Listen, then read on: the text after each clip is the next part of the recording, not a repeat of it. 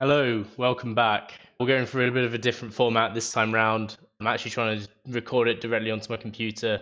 And I'm also going to kind of go through a little bit of the web browser for reviewing the tournament and the games coming up. This is going to take up my video that I would plan for the week one preview show as well. Don't think I'm going to make any solid predictions. I don't know enough about each of the teams, as I'll get into. I just think I'm going to make some general comments and over what I think is going to happen, how I see the teams in general without knowing too much as their specific players, player by player. I'm going to start off by saying, at the very least, I'm very much looking forward to this competition. I think because of the timing of the competition, I think in this competition, in the Rugby Championship, we're going to probably see the winner of the World Cup. Reason being, you've got the end of all of your domestic rugby, including South Africa, and then you have 3 games to warm up going into the World Cup against really tight opposition. I'm more thinking about England and their warm-up games kind of against Fiji and Wales, and that's no slight on Fiji and Wales, but I think we can all agree they're not as much as a competition as playing New Zealand, South Africa, Australia, and Argentina. So yeah, I'm just going to get straight into it. Let's minimize this down. So, what do I think about the Rugby Championship and the main things that we got here? Well, I'm looking at the fixtures. I think New Zealand have really benefited from this fixture list. The main reason being is that their first game is against Argentina, who I think are probably arguably as good as Australia right now in terms of their quality, but they're certainly not South Africa. And I think New Zealand have got a little bit of figuring out to do. And I'm talking about the Holy Trinity, of course. Mackenzie, Mwanga, and Barrett. Yeah, I think they're going to really benefit from having that Argentinian game as their first game. I think they'll have time to work out what works and what doesn't work in their formation. They got a strong pack, great line out, great scrum. Probably not as strong as South Africa's is, but that I don't think needs as much as a warm up. But I think they at least get that first game with Argentina just to kind of cement what they're going to be doing with the plan going forward with their team. I think South Africa, Australia, for me, honestly, I mean, Australia are in with a bit of a chance. I don't think they're going to win it. I think South Africa will win it, but Australia are definitely kind of the wild card of the entire tournament for me. Reason being is obviously Eddie Jones has come in, first game in charge. He's been welcomed back as a hero. And South Africa, they don't have Andre Pollard for the whole tournament. Calls into question if he's going to be the starting fly half going into the World Cup. I mean, I'm sure if somebody won the shirt, that Rassie Erasmus would probably make sure that they would keep going as the number 10. I don't know too much about him. Put my hands up. All I know is the controversies around him. Basically is the water boy of the team, but somehow manages the entire team. I want you to visualize all those people that have been mean to you, and then I want you to attack. I want you to visualize and then attack. Can you handle that? I tried. Let's give it a try.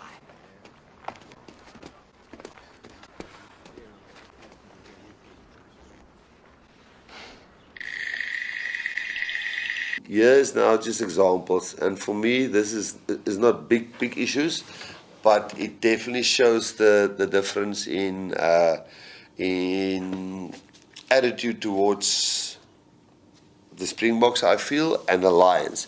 Not saying cheating, I'm saying having the narrative being imprinted that we are more into foul play and to dangerous and reckless play than the Lions. I think he's changed now. I think he's actually the director of rugby, so fair enough. They actually gave him the right label for what he actually is. But yeah, and I just think South Africa are too strong for Australia. And I could see Australia maybe winning 1 game maximum in this tournament. I think for Australia, I can see a lot of their positions being good, but there's some really key questions, I think, for me in just certain positions, and I might get one of these wrong, but because I haven't been too plugged into Super Rugby, but who's their fly half? You know, is their pack as strong as South Africa's and New Zealand? I think that's an easy no. Who are they going to play at scrum half? Is it going to be Nick White? Nick White can't play for a full 80 minutes. So, yeah, I mean, I'm looking forward to see how Eddie really affects the team. Famously, Eddie, obviously, he comes in, makes a large impact very quickly. So, I wouldn't put Australia past being competitive in this game against South Africa. But I think week one here, go for my predictions straight away. No scores. We're not doing that. Not at this stage. I think it's going to be very simple, easy to predict. South Africa win, New Zealand win. Going into week two, this is really the kind of the deciding game for the tournament, I think, for me. Sorry, deciding game week. And it really boils down to this game. I mean, there's no surprises, right? I think this is going to be the decider. And I think this game really here depends for me. For me, it depends on have New Zealand worked out how they're going to use Mwanga, McKenzie, and Barrett. And if they've worked it out in the first game and they know what's going to work, or whatever they choose in that game doesn't work, and then they get the solution right in this game here, then, Bob's your uncle. I think they win the game. But if they haven't got that figured out, I think South Africa take it. I think New Zealand also benefit from having the Super Rugby literally just finish, whereas South Africa's last domestic game was about a month ago now, isn't it? So obviously there's the argument for freshness, but as someone that's watched sport, I don't get paid for it, but from my perspective, I'd always prefer a team that's on a roll rather than a team that's had too much rest, unless obviously injury plays into that. But for me, I think, gonna call it. I think I have faith in New Zealand getting the trinity correct by that point. So I'm going to say New Zealand wins that. South Africa loses. Australia, Argentina. God if I know. I'll give that one to Argentina against Australia, and then I will give Australia a real good chance of beating New Zealand in week 3. I don't think they will. I think they'll come close, but I think it will be like a 3-point game in that week 3 fixture as Australia kind of find their groove, and New Zealand maybe get complacent in that week 2 game. In the week 3 game, the South Africa Argentina, I could see South Africa. If there's, I don't know, is there bonus point wins in Rugby Championship? If there is bonus point wins, it could be that South Africa play rest some of their starters, and Argentina win the game. But I also don't think it's out of the realm of possibility that Argentina win the game regardless, especially if South Africa know the result of this game already.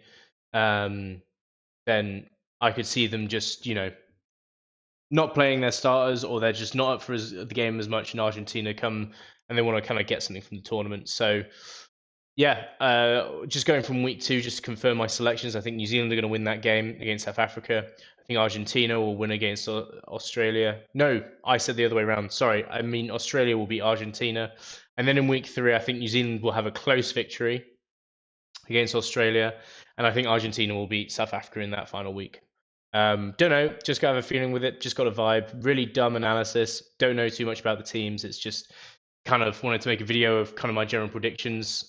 Even though I don't know much about the tournament and I don't know much about the teams, I'm just genuinely very excited to watch this. As you know, I've had a week off from watching any rugby. Just excited to watch these games. Deep dive. Who is Rassie Erasmus? Yeah, what is Rassie Erasmus? This is really Rassie Erasmus. Man, he's like, what is his role in the team? Johan Rassie Erasmus. He was at Munster. I didn't know that. Head coach for South Africa. Or is it where he turned into the water boy? Is it not documented? It definitely happened. Come on, man. Oh, this is it. Oh, he's still doing his same role as usual. So his water boy role is the director of rugby role, isn't it? Yeah. Okay. Controversies. Very critical of referees, man after my own heart, but he does it on such a public stage. He does it with a little bit of, Oh yeah, he got suspended. He was effectively using a burner account. Oh yeah, I remember that. That was funny as hell. Oh my god. I didn't realise it was Rassie Erasmus's burner account. Oh, that was so funny. If I saw a video sharing the iconic messages of officials playing around referee calls, that's so... Oh man, his character. Bitter and ridiculous. Deep dive. Who is Ian Foster? Who's the New Zealand head coach? Because he's getting replaced with Scott Robinson, isn't he? After the World Cup, Ian Foster.